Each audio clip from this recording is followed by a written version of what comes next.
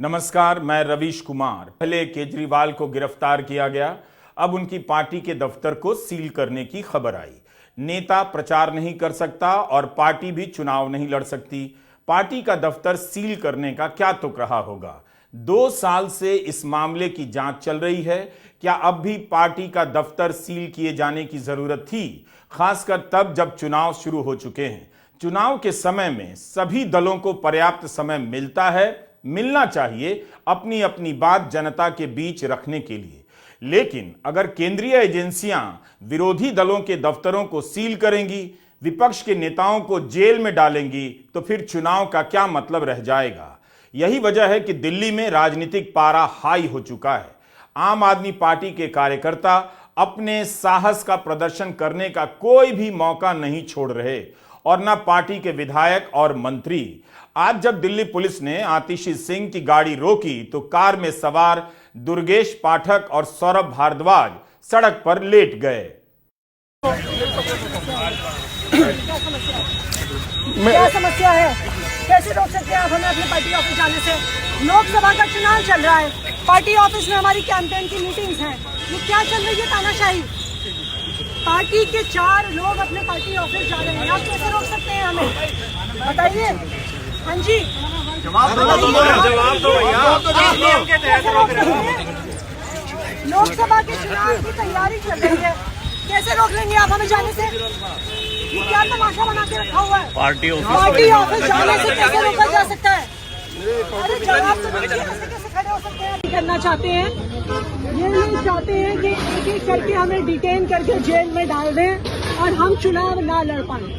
इसलिए अभी हम यहाँ पे कोई लड़ाई झगड़ा नहीं करेंगे, लेकिन आज हम इलेक्शन कमीशन से टाइम मांगेंगे और इलेक्शन कमीशन जाके पार्टी ऑफिस को सील किया जा रहा है। आप सब इनकी फोटो ले लीजिए, इन सबके बैच की फोटो ले लीजिए, इन सबके नाम नोट कर लीजिए। हम सारे पुलिस वालों की जाके शिकायत करेंगे। मुझे अपने घर जाना है। नहीं यहीं बैठ जाते हैं। ये तो गजब गुंडाई है। यहीं बैठ जाओ, सारे बैठ जाओ।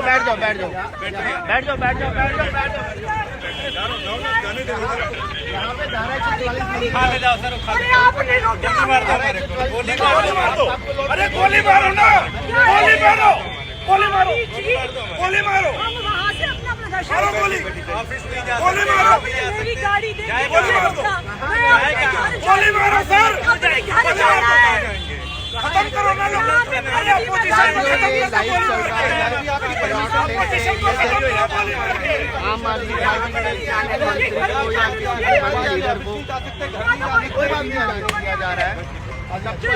अपोजिशन को खत्म कर दो।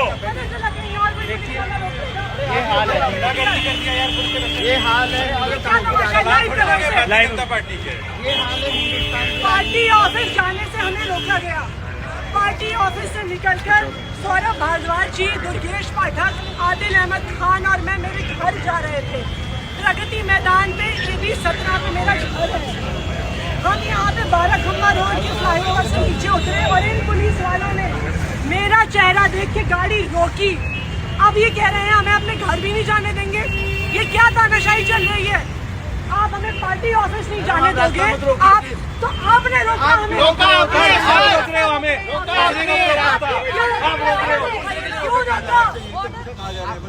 आपको बता के जाएंगे क्या सर? आपको क्यों बताए? क्यों पूछ रहे हैं आप?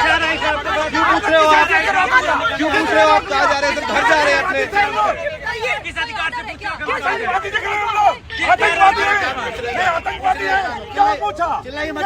क्यों नहीं चिल्लाइए मत? चिल्लाइए मत। बात कर रहा हूँ।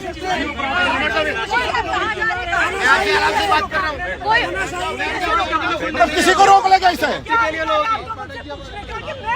आपने कॉल दी हुई है प्रदर्शन की, दिल्ली में 144 धारा लगी हुई है। 144 लगी हुई है। अभी कॉल दी हुई आपने। क्या कॉल दी बताइए? कि आप शहीदी पार्क पे इकट्ठे होंगे। तो ये शहीदी पार्क है, ये शहीदी पार्क है। अगर आपको सीन क्रिएट करना बातें लग रहे हैं कि आप पूरे अपोजिशन को एक साथ गोली मार दो खड़ा करके ना, काम खत्म होगा। अच्छी बात वही चाह रहे हो आप लोग सर। हर चौराहे पर रोक रहे हो। क्या चेक ना करें? चेक करिए ना। नहीं चेक कर रहे हो आप, चेहरा देख के रोक रहे हो सर। ठीक है, आप चेहरा देख के लोगों को रोक, ये गलत बात है। ये गलत बात है। आप लोग मोदी की नौकरी मत करिए, लोकतंत्र की नौकरी करिए। मोदी की नौकरी मत करिए, लोकतंत्र की नौकरी करिए, संविधान की नौकरी करिए। इन दृश्यों को देखकर किसी को भी अच्छा नहीं लगना चाहिए। 2024 का चुनाव शुरू हो चुका है। यह तब हो रहा है जब 22 मार्च को कई विपक्षी दलों का प्रतिनिधिमंडल चुनाव आयोग के पास गया था कि चुनाव के दौरान एजेंसियों की कार्रवाई रोकें।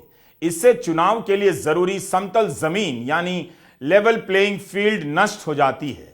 सौरभ भारद्वाज ने ट्वीट किया है कि आचार संहिता के दौरान ऐसा किया जा रहा है। अगर विपक्ष को इस तरह से तहस नहस किया जाएगा तो वो चुनाव कैसे लड़ेगी। विपक्ष को बीजेपी के साथ साथ एजेंसियों का भी सामना करना पड़ रहा है। यही नहीं, उसे गोदी मीडिया का भी सामना करना पड़ रहा है। विपक्ष के पास अब सड़क पर लेट जाने के अलावा कोई रास्ता नहीं बचा है। जिस रफ्तार से गोदी मीडिया शराब घोटाले का एक्सपर्ट बनता जा रहा है, अगर उतनी ही गति चुनावी चंदे के बॉन्ड की रिपोर्टिंग में दिखाता तो देश का हलक सूख गया होता। 23 मार्च को सुबह 10 बजे आम आदमी पार्टी ने प्रेस कॉन्फ्रेंस कर शराब घोटाले में बीजेपी को आरोपी बनाने और अध्यक्ष जेपी नड्डा को गिरफ्तार करने की मांग की और दफ्तर सील हो गया आम आदमी पार्टी का। आखिर सौरभ भारद्वाज और आतिशी सिंह ने जेपी नड्डा की गिरफ्तारी की मांग क्यों की? आज के वीडियो में हम इस पर विस्तार से बात करेंगे। आपसे गुजारिश है वीडियो पूरा देखा कीजिए। जेपी नड्डा का सब कुछ ठीक चल रहा है। विरोधी दल जब भी बीजेपी को निशाना बनाते हैं भूल जाते हैं कि नड्डा जी हैं, लेकिन आज आम आदमी पार्टी ने नड्डा जी को क्यों याद किया? जेपी नड्डा 2019 में बीजेपी के कार्यवाहक अध्यक्ष बनाए गए, फिर पूर्णकालिक अध्यक्ष बनाए गए और उसके बाद से उन्हें विस्तार मिलने लगा। इस समय भी वे विस्तार पर हैं और जून 2024 तक अध्यक्ष पद पर रहेंगे। मतलब उनका टाइम इतना अच्छा चल रहा है, फिर भी आम आदमी पार्टी वाले उनकी गिरफ्तारी की बात क्यों कर रहे हैं? रही बात उनके सेवा विस्तार पर होने की, तो मोदी राज में यह अच्छी चीज मानी जाती है। अब देखिए, इस समय ईडी के जो प्रमुख हैं, उनसे पहले संजय मिश्रा प्रमुख थे। उन्हें 2020 में ही रिटायर हो जाना था, लेकिन उन्हें 3 साल का सेवा विस्तार दे दिया गया। सुप्रीम कोर्ट को लगा कि ऐसा भी क्या है, कोई दूसरा अफसर नहीं है, तब जाकर संजय मिश्रा को पद से हटाया गया। उनकी जगह पर राहुल नवीन ईडी के चीफ हैं, मगर वे भी कार्यवाहक ही हैं। जैसे मोदी सरकार को ईडी के लिए चीफ नहीं मिल रहा है, उसी तरह बीजेपी को अपने लिए चीफ नहीं मिल रहा है। ये सब तो ठीक है, मगर नड्डा जी को क्यों गिरफ्तार होना चाहिए? मैं प्रधानमंत्री नरेंद्र मोदी जी को चैलेंज कर रही हूं। मैं उनके राइट हैंड इन्फोर्समेंट डायरेक्टरेट को चैलेंज कर रही हूं कि आज शराब घोटाले की मनी ट्रेल मिल गई है। सारा पैसा भारतीय जनता पार्टी के बैंक अकाउंट में गया है।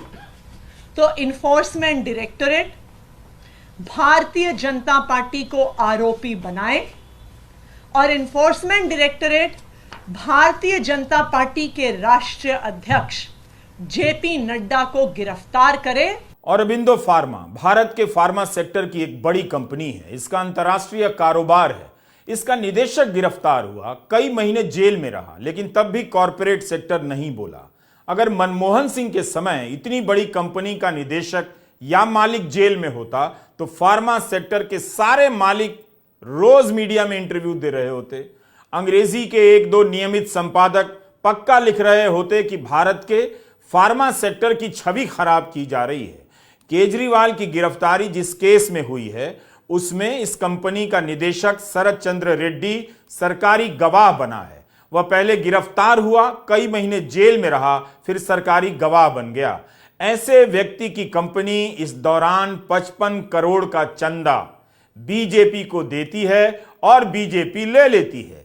तब क्या कुछ भी कहना रह जाता है? क्या किसी को गलत अपने से नहीं दिखता?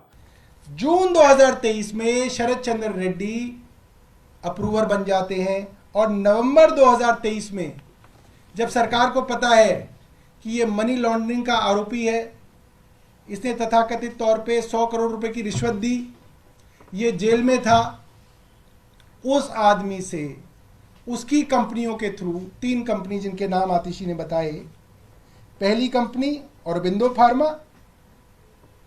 फार्मा और उसकी 2 सब्सिडीज से 50 करोड़ रुपया भारतीय जनता पार्टी ने लिया।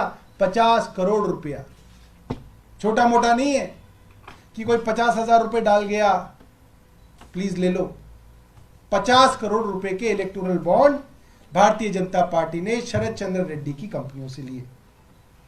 अब क्या हुआ? ये तो क्योंकि छुपा हुआ था, किसी को पता ही नहीं चलना था किससे कौन क्या ले रहा है, किसी को बताना नहीं था। कानून बना दिया था देश में कि कौन सी कंपनी किससे पैसा ले रही है, कौन सी कंपनी किस पार्टी को पैसा दे रही है। ये कानून है देश का कि ये किसी को नहीं बताया जाएगा। शरद चंद्र रेड्डी सरकारी गवाह बन जाते हैं, उनके खिलाफ मनी लॉन्ड्रिंग का केस चल रहा है, लेकिन उनकी कंपनियां 55 करोड़ का बॉन्ड खरीद रही हैं। दे किसे रही हैं? बीजेपी को। क्या इसे लेकर ईडी को संदेह नहीं होता कि वो जिसे सरकारी गवाह बना चुकी है वो चंदा, उसकी कंपनी चंदा बीजेपी को दे रही है?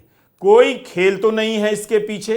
अगर ऐसा ही मामला आम आदमी पार्टी के साथ निकलता तो ईडी सारे विधायकों के घर पर छापे मार रही होती और चुनाव प्रचार छोड़कर आम आदमी पार्टी के विधायक ईडी के गिरफ्त में होते। यह कैसी ईमानदारी है कि ईडी जिस कंपनी के निदेशक को गिरफ्तार कर रही है उस निदेशक की कंपनी बीजेपी को 55 करोड़ दे रही है। बार बार यह बात बताने की जरूरत है और बीजेपी उसे भुना भी रही है।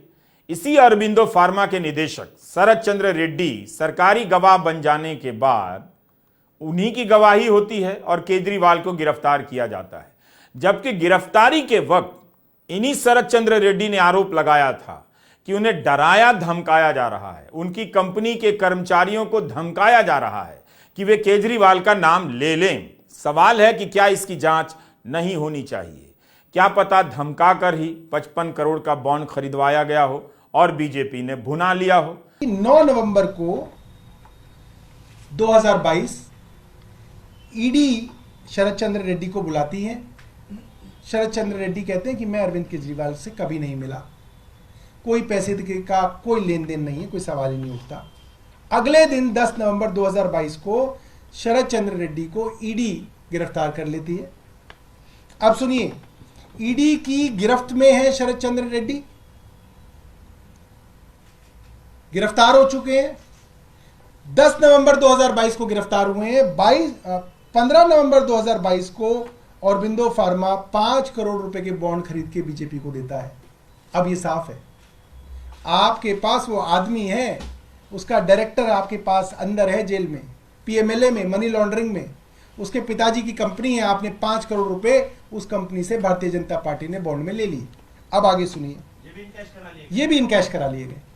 इसके बाद 6 जनवरी 2023, इस वक्त शरद चंद्र रेड्डी जेल में है, 5 करोड़ रुपए देने के बाद भी जेल में है। शरद चंद्र रेड्डी से दोबारा से पूछा गया, चार्जशीट दायर की गई।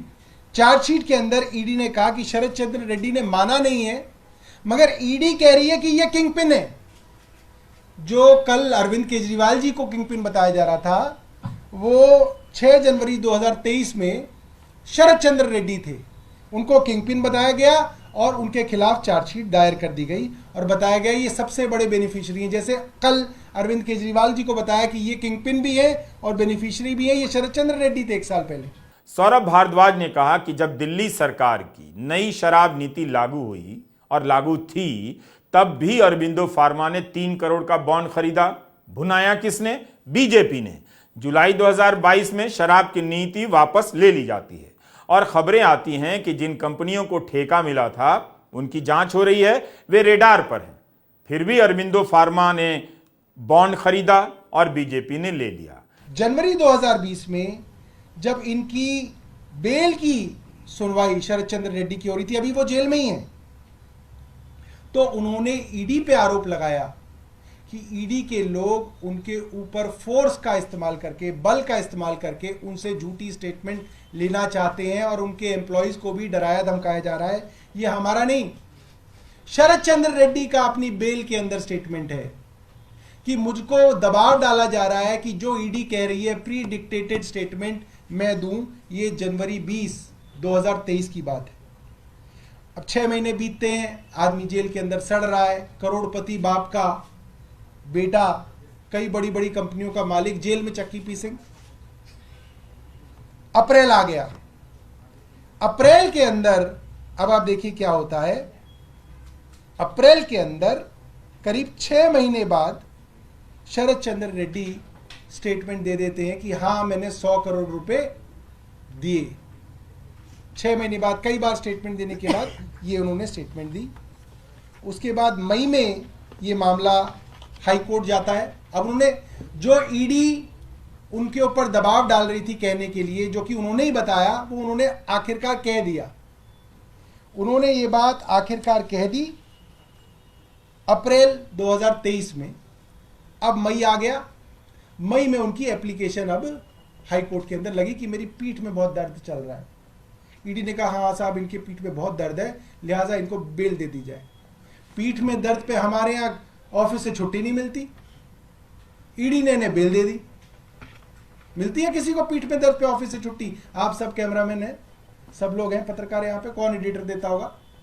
ईडी ने इनको बेल दे दी 8 मई 2023 को। और जैसे ही बेल मिली, पंछी आजाद हुआ। 2 जून 2023 को कहा गया सरकारी गवाह बने शरद चंद्र रेड्डी।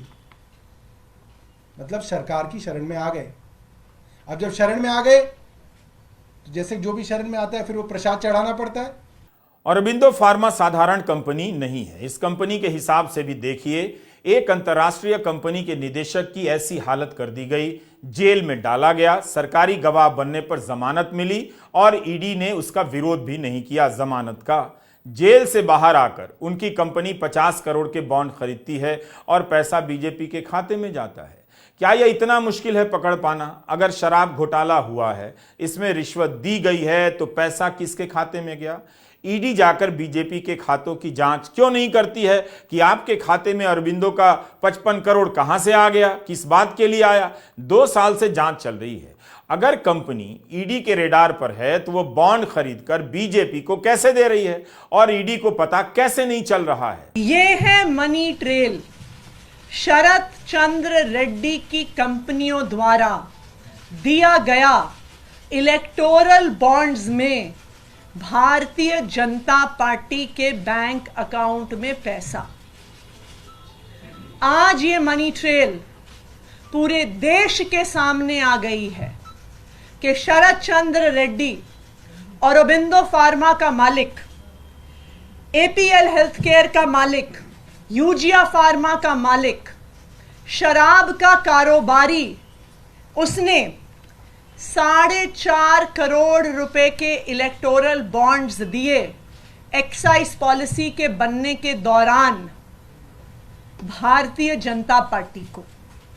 उसके बाद गिरफ्तार होने के बाद 55 करोड़ रुपए के इलेक्टोरल बॉन्ड्स दिए भारतीय जनता पार्टी को।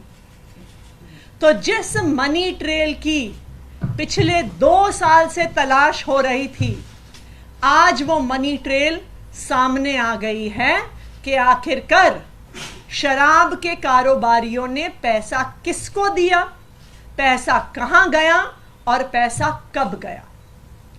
तो अब मैं प्रधानमंत्री नरेंद्र मोदी जी को चैलेंज कर रही हूं।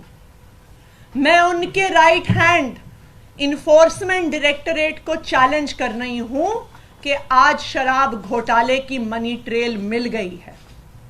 सारा पैसा भारतीय जनता पार्टी के बैंक अकाउंट में गया है।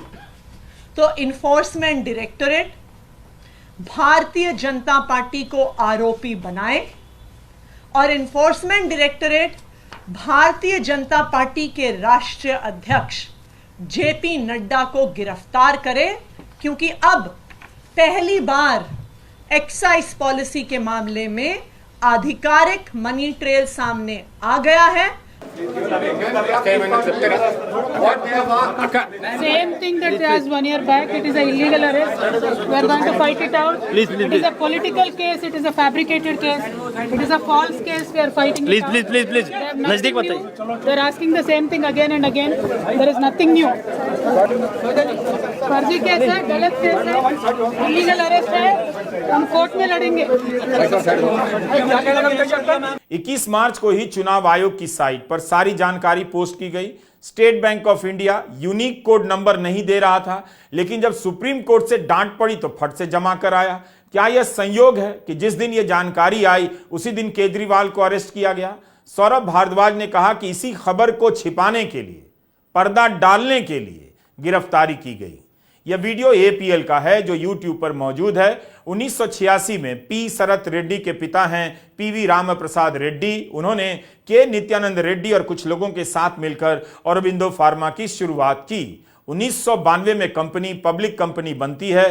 95 में स्टॉक एक्सचेंज में लिस्ट होती है। भारत के अलावा अमेरिका, ब्राजील, पोर्चुगल में भी इनकी इकाइयां हैं। कंपनी ने वार्षिक रिपोर्ट में बताया है कि वित्त वर्ष 2022-23 में इन्होंने करीब 25,000 करोड़ का राजस्व कमाया और इस कंपनी का समूह का शुद्ध लाभ 1928 करोड़ रुपए था। इसकी वेबसाइट पर लिखा है कि कंपनी जेनेरिक दवाओं में दुनिया की टॉप 10 कंपनियों में शुमार है। 150 देशों में निर्यात करती है और इनका 90% राजस्व अंतर्राष्ट्रीय ऑपरेशन से आता है। कंसोलिडेटेड रेवेन्यू के मामले में औरोबिंदो फार्मा भारत की 2 शीर्ष कंपनियों में आती है, ऐसा इनकी वेबसाइट पर लिखा है। 1560 वैज्ञानिक एक्सपर्ट कंपनी में काम करते हैं। औरोबिंदो ने 76 करोड़ रुपए से अधिक का तो सीएसआर किया है। यह इस कंपनी की प्रोफाइल है। कहीं से यह कंपनी इतनी मामूली नहीं लगती है कि इसके निदेशक की गर्दन पकड़कर जेल में डालिए, सरकारी गवाह बनवाइए और फिर इस कंपनी से बॉन्ड खरीदवाइए और 55 करोड़ ले भी लीजिए। खुद को दुनिया की टॉप 10 कंपनियों में से एक है, याद रखिए। फिर भी भारत का कॉरपोरेट जगत चुप रहा, याद रखिए। इस बात की तारीफ की जाती है कि भारत के फार्मा सेक्टर ने दुनिया में धाक जमाई है, तब भी किसी को ध्यान नहीं आया। बोलना चाहिए। हम नहीं जानते कि औरोबिंदो फार्मा ने किन किन नियमों का उल्लंघन किया है अपने बिजनेस के दौरान, यह अलग मामला है। लेकिन इस मामले में यह सवाल क्या गलत है? क्या वो लोग भी चुप हो गए जिन्हें इंडस्ट्री का कैप्टन कहा जाता है? ईडी के रेड के बाद हजारों करोड़ का चंदा देने का मामला कई कंपनियों का सामूहिक रूप से देखें तो सामने आ चुका है। कंपनियों ने दिया है, सबका मिलाकर कई हजार करोड़ का होता है, तब भी कहीं से कोई आवाज नहीं आ रही है। इतना डरे हुए हैं सब। औरोबिंदो फार्मा ने बीजेपी के अलावा टीडीपी, बीआरएस को भी चंदा दिया, मगर आम आदमी पार्टी को नहीं दिया। अगर इस कंपनी को लाभ लेना था तो वह आम आदमी पार्टी को भी बॉन्ड खरीद कर दे सकती थी। नवंबर 2022 में औरोबिंदो फार्मा ने स्टॉक एक्सचेंज को बताया कि शरद चंद्र रेड्डी की गिरफ्तारी का संबंध कंपनी के काम से नहीं है। बीजेपी को इन आरोपों का सीधा जवाब देना चाहिए। शराब घोटाले पर बीजेपी खूब प्रेस कॉन्फ्रेंस कर रही है। 22 मार्च को जब स्मृति ईरानी शराब घोटाले पर प्रेस कॉन्फ्रेंस करने आई तो उन्हें इस पर भी विस्तार से जरा बोलना चाहिए था, क्योंकि तब तक औरोबिंदो फार्मा के चंदे की जानकारी आ चुकी थी। स्मृति ईरानी ने इतना तो कहा कि औरोबिंदो फार्मा से पैसे आपको मिले हैं, मगर इसी कंपनी से बीजेपी को 55 करोड़ का चंदा मिला है। इस पर भी उन्हें विस्तार से बोलना चाहिए। तो जो सुबह से मैं आम आदमी पार्टी के प्रवक्ताओं का और विशेषज्ञों का वक्तव्य सुन रही हूं, they were asking where is the money? कितना पैसा दिया गया, कब किसको कहां दिया गया, इस सब का विवरण अदालत के सामने प्रस्तुत किया गया। अरविंद केजरीवाल के साथ मिलकर किस प्रकार की कंस्पिरेसी हुई, एक स्टेटमेंट है 25 अप्रैल 2023 का शरत रेड्डी का, जिन्होंने कहा कि मैं क्योंकि दिल्ली में इन्वेस्टमेंट कर रहा था, मेरी इच्छा थी कि मैं अरविंद केजरीवाल और मनीष सिसोदिया से स्वयं मिलूं। विजय नायर के माध्यम से यह मुलाकात सुनिश्चित की गई। कैसे मुलाकात हुई? काली रंग की एसयूवी से उठाकर कैसे एक सरकारी बंगले में लिया गया, जहां पर अरविंद केजरीवाल इनसे मिले, इसका भी विवरण है। अरविंद केजरीवाल की गिरफ्तारी अंतर्राष्ट्रीय समाचारों में भी हलचल पैदा कर रही है। 22 मार्च को जर्मन विदेश मंत्रालय ने बयान दे दिया कि केजरीवाल को फ्री एंड फेयर ट्रायल मिलना चाहिए। जब तक दोष साबित ना हो उन्हें निर्दोष समझा जाना चाहिए। इस पर विदेश मंत्रालय भारत का नाराज हो गया और भारत स्थित जर्मन दूतावास के डिप्टी हेड को बुलावा भेज दिया गया। भारत ने इस बयान पर नाराजगी जताई है, कहा है कि आंतरिक मामलों में हस्तक्षेप है। बीजेपी के राजनीतिक हमले भी बढ़ते जा रहे हैं और जवाब में आम आदमी पार्टी के भी।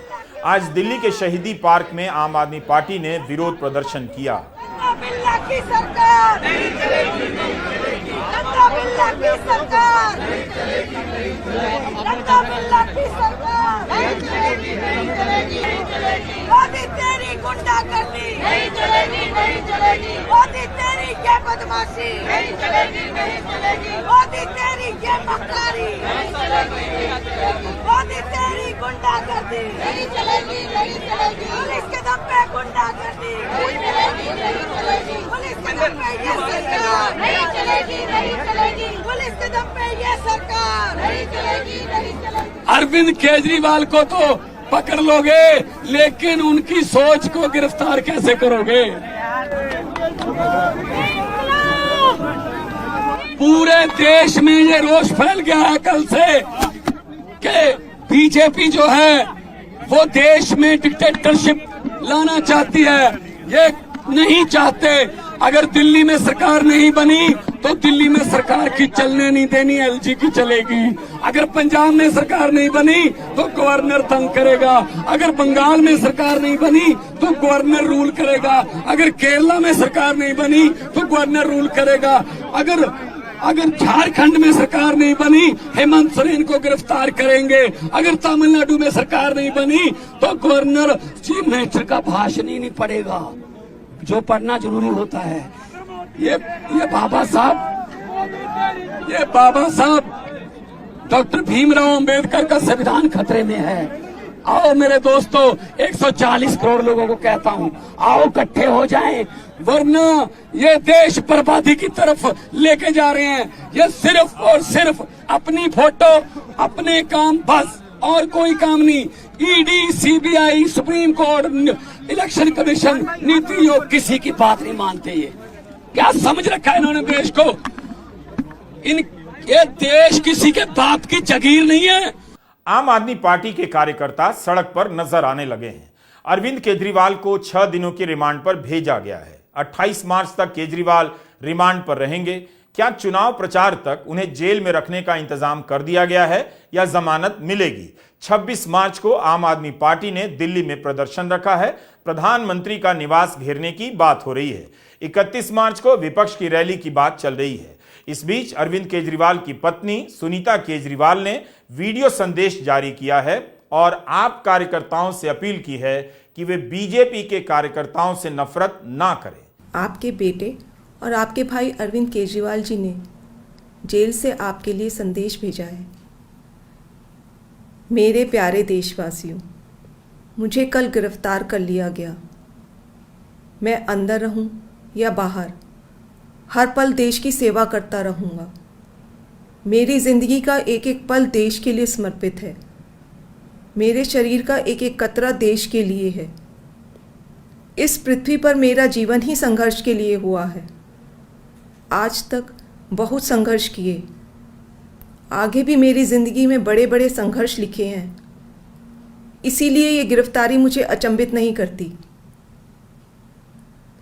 आपसे मुझे बहुत प्यार मिला है। पिछले जन्म में ज़रूर मैंने बहुत पुण्य किए होंगे जो मैं भारत जैसे महान देश में पैदा हुआ। हमें मिलकर फिर से भारत को महान बनाना है, दुनिया का सबसे शक्तिशाली और नंबर 1 देश बनाना है। भारत के अंदर और बाहर ढेरों ऐसी शक्तियां हैं जो भारत को कमज़ोर कर रही हैं। हमें सचेत रहकर इन शक्तियों को पहचानना है, इन शक्तियों को हराना है। और भारत में ही ढेरों ऐसे लोग हैं, ढेरों ताकतें हैं जो देशभक्त हैं, जो भारत को आगे बढ़ाना चाहती हैं। इन ताकतों के साथ जुड़ना है और इन्हें और मजबूत करना है। करोड़ों लोगों की दुआएं मेरे साथ है, यही मेरी ताकत है।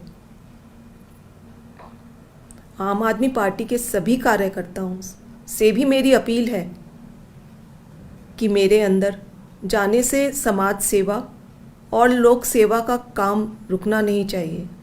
और हाँ, इस वजह से बीजेपी वालों से भी नफ़रत नहीं करनी। वे सब हमारे भाई बहन हैं। मैं जल्द लौट कर आऊँगा। आपका अपना अरविंद। जय हिंद। देश में इस वक्त खबरें गूंजनी चाहिए थी कि चुनावी चंदे के बॉन्ड को लेकर जो कंपनियां नुकसान में हैं वो कैसे करोड़ों रुपए का चंदा दे रही हैं। कहीं कोई घपला तो नहीं है। जिनका मुनाफा मामूली है वो कई 100 करोड़ का चंदा दे रही हैं। इस पर बहस होनी चाहिए कि क्या भारत का कॉरपोरेट धमकी देने पर छापे के डर से 100 करोड़ का चंदा खुशी खुशी दे रहा है। इतना बड़ा स्कैम सामने है और बहस पैदा की जा रही है केजरीवाल ने घोटाला किया। आखिर जिस कंपनी का निदेशक इस केस में गवाह है वह कंपनी बीजेपी को ही 55 करोड़ का चंदा क्यों दे रही है? बीजेपी क्या एजेंसियों के दम पर ही इस चुनाव को पार करना चाहती है? चंदा दो, धंधा लो। आजकल आप लोग सब सिम कार्ड इस्तेमाल करते हैं, कुछ लोग प्रीपेड करते हैं, कुछ लोग पोस्टपेड करते हैं। ये प्रीपेड घूस है, यानी कि चंदा दो, धंधा लो। प्रीपेड घूस, जैसा कि आपका प्रीपेड सिम कार्ड है। दूसरा रास्ता है ठेका लो, घूस दो। ये पोस्ट पेड हुआ, यानी कि पहला आपको कॉन्ट्रैक्ट मिलता है और कॉन्ट्रैक्ट मिलने के बाद आप रिश्वत देते हैं, तो ये पोस्ट पेड हो गया। तीसरा रास्ता है हफ्ता वसूली, और ये मोदी सरकार ने इस पर पेटेंट लगा दी है। हफ्ता वसूली के माने क्या है?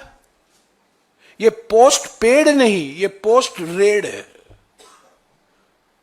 यानी कि पहले ईडी छोड़ो, सीबीआई छोड़ो, इनकम टैक्स छोड़ो कंपनियों के खिलाफ, और उससे बचने के लिए ये कंपनियां इलेक्ट्रल बॉन्ड खरीदेंगी और चंदा देंगे बीजेपी को।